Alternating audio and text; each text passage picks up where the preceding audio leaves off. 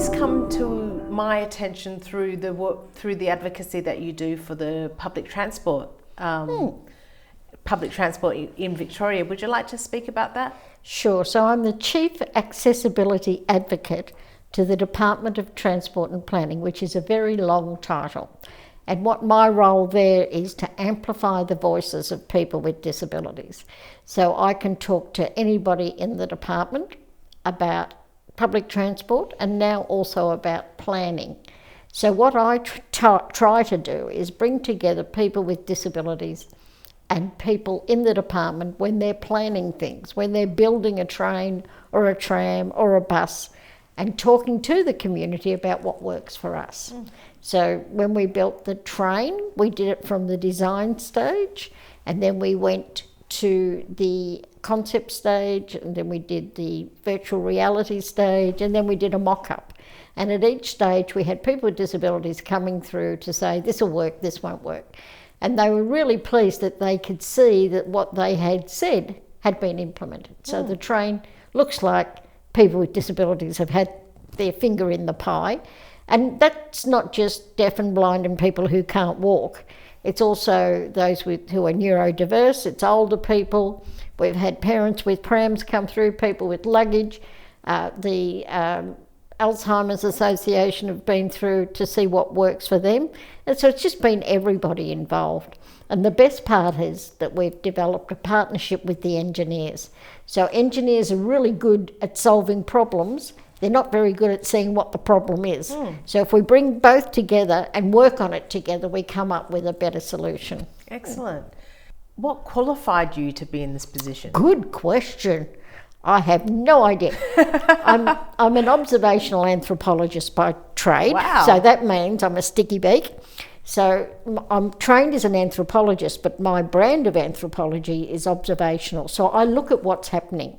So I could look at it from an outside person, so externally, but I can also look at it from within and see what the issues are from internal. So that's my qualification. But how I got this job is very interesting, because I wasn't looking for work. I'm 71, for goodness sake. I thought I was going to slow down, but I'm not. Anyway, so people kept sending the job to me, and I kept going, I don't want a job. And then the recruitment agency rang me and said, could you at least have a look at it? And I went, all right. So I had a look and I went, oh, I can do that. And so I worked 3 days a week for the department. So I was quite surprised when I got the job. I wasn't looking for work. But it gives me 2 days then to do my other work, which is really good. What's your other work? Well, I'm in the Independent Advisory Council for the NDIS. So that's a good opportunity for me to bring issues from the community back to the NDIS so we can address them. So some of the little projects that I'm working on at the moment, I'm doing the elimination of cervical cancer. I'm working on a review of paediatric cochlear implants. What else am I doing? I've just done a review of the Disability Liaison Officer role in hospitals. I'm on the Strategic Advisory Committee for the Fire Rescue Victoria. And I think there's another thing I do, but I can't remember what it is. You're astounding. But they're only little bits. I mean, they sound like I'm doing a lot. Yeah. Like I'm not curing cancer. No. But I'm making sure that we are involved. Like when we do PAP tests, Yes. that we can do it too. Well, you may not be curing cancer, but you're creating a ripple that is turning into a tidal wave. I hope so. And it really is about working to make sure that the rest of the community knows that we exist and that we need access to the services. I'm also doing some work in Southeast, where am I working? Asia Pacific region. So Wow. I'm on the Urgent Action Fund for Women, Asia Pacific, and that is a fund that provides support for women to help women leave war zones and conflict and family violence in the Pacific region. So again, I don't do any work, but I'm there to make sure that women with disabilities are included in that. So it's good. And how did you come upon that role? Well, actually, in the middle of COVID, I was asked would I deliver training to them, because the person who had developed the program for them, the disability awareness training, didn't know how to do it online, right? They were too scared that it wouldn't be able to be viable. So I just say, well, I can do that. Yeah. Sort of, it was just easy. And then after I delivered the training, they asked would I come on to the board. So that was one of the things that, because I also work overseas a fair bit, because I can. So I can do it in the middle of the night, right? It doesn't matter. Yeah. It's easy. Yeah. Yeah. You're fantastic, babe. I just love what I do. I think it's wonderful. And then I heard that you went on a Churchill Fellowship. My Churchill Can Fellowship. you speak about that experience, Absolutely. So that was my third or fourth attempt at getting that Churchill Fellowship. And so I didn't think I'd get it. I just put in it. And this one was for end-to-end journeys for people with disabilities using public transport. please? Around the world. Yeah, in 77 days. So it was How a many long countries? trip. Let me see, 6. 6 countries in 77 days? Yeah, 6 Wow. countries. So I went, and I took Noel with me, that's my partner. I took him with me and we went to London, then we went down to Bath, back up to London, over to Dublin, up to Belfast, back down to Dublin, and then Noel said, your work is so boring, I'm going home. So he did, so thank you very much. So I got his niece to come over and join me, and that was interesting. So from there I went to Paris. So much for romance in Paris. That didn't happen because he'd already gone home. So there you go. So then I went to Philadelphia, and then from there I went to Syracuse. And when I was in Syracuse, I met my very good friend Jodie Barney, who's an Aboriginal woman who's deaf from Victoria, and we never see each other in Victoria because we're both so busy working. What's she doing in Syracuse? She was doing a Churchill Fellowship. Right, so we met up there and we had a lovely time over doing washing. So, doing washing? Yeah, because, when you get a chance to do your washing when you're travelling that much. So there you go.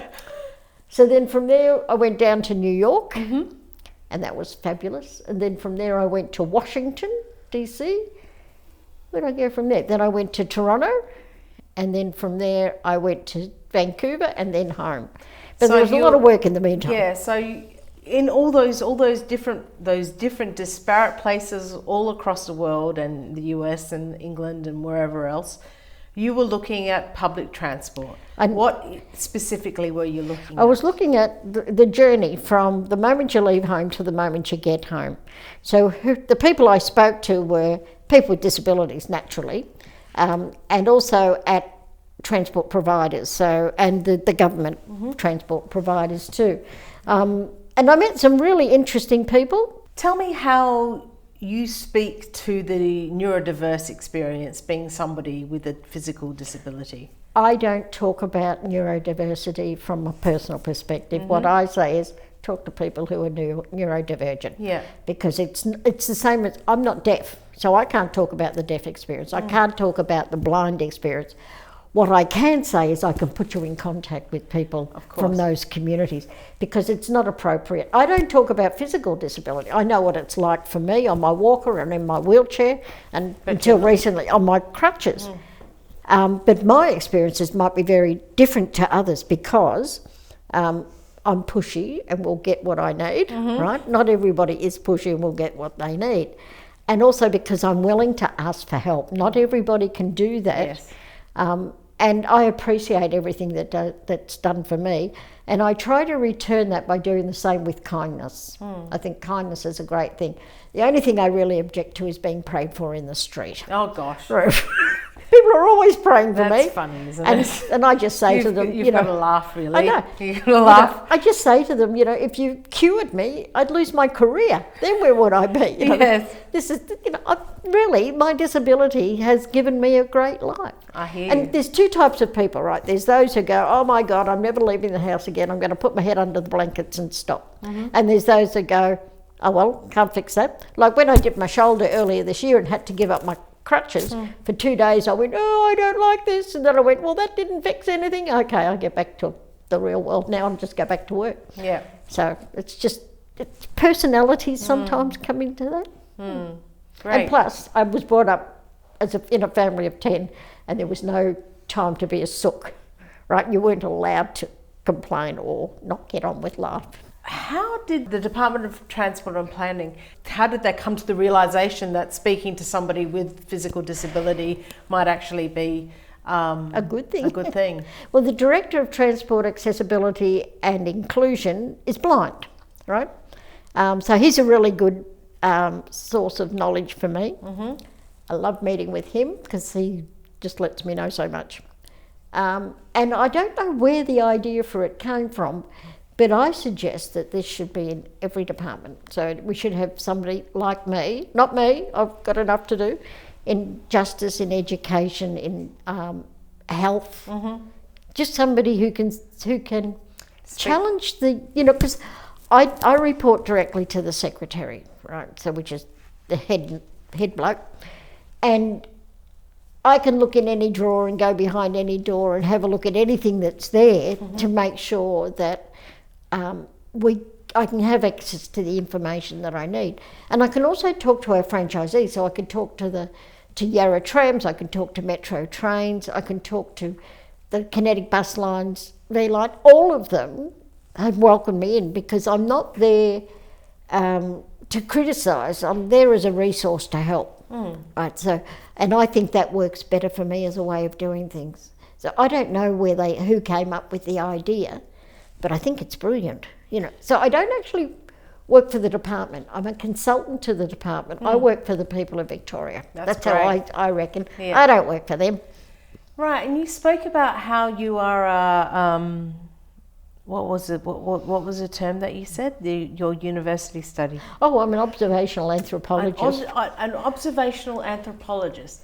Now, I'd like to know how that bleeds into society and into observation of society. Oh, I'm a sticky beak. You know that. Yeah. And I'm a people watcher. So what I can do is observe how people treat other people too. That's part of it, and I just watch and see the interaction of people with what they're doing and how they're doing it. And I can bring that in. So if I'm out on my wheelchair having a look around town, I can see whether people are struggling to get onto trains or onto trams and things like that. I can bring that back to the department. I can see that the signage isn't right, so I can bring that back. So I just look around to see what's happening. So you're just you're constantly on the lookout. I cannot go on a holiday without checking out the tram tracks or the train tracks or the piers or whatever. That must get tiring, or is it just it's just part of me. It's part of you. But you'll find anybody who works in the Department of Transport and Planning, and I don't know whether it's only this department, will spend their time taking photos of trains, trams and buses, right? It's really weird. It's like, sort of we're always seeing things. So I take photos of piers because we are in charge of piers as well. Okay. So everywhere I go, take a photo of a pier, especially if I'm in America and there's a really run down one. I send that to one of the pier people here, and I say, found another one. He said, yeah, I'm not in charge of America, leave me alone.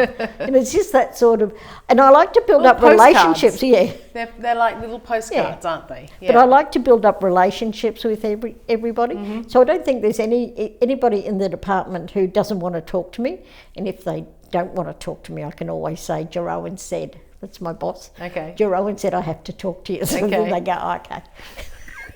Excellent. Yeah. It sounds like you're taking sticky beak to a mosquito level. Absolutely. Yeah. So people need to be themselves. Sort of people say to me, oh, I wish I could be like you. And I say, no, you don't want to be like me. You just want to be like yourself. And that's the best path to empowerment. Be kind to other people because other people don't understand what you're going through, and you don't understand what they're going through. So I always act with kindness towards people. And, this is very different to the world I grew up in. So in my day, people with disabilities were institutionalised. Yes. My parents were told, put this one in a home, go away and have more kids. Wow. They had 8 more after me, they just didn't hear the first bit. I didn't know anybody with a disability growing up because they were all institutionalised. Yes. So we've come to a better time. And I really like the way that we are more accepting of people who are neurodivergent. Right, so it's just part of the normality of life. But for so many years it's been suppressed and repressed. So I'm pleased with where we are. Yeah, it's good. The 20% of the world's population's fighting back, and we're here to stay. Yeah, we're not going anywhere. No way. And please don't feel sorry for us. We're fine. We're fine. Absolutely. Thank you for talking to me, Tricia. My pleasure. I'm really, really pleased to have you on this show and pleased to see how in the future we may collaborate. Absolutely. And thanks for inviting me.